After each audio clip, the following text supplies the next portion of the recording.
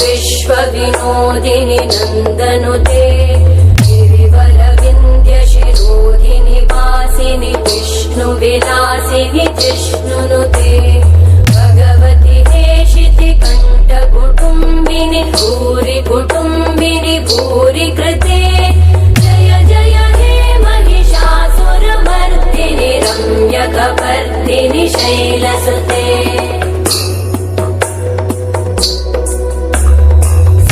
सुरवरवर्षिणि दुर्धरधर्षिणि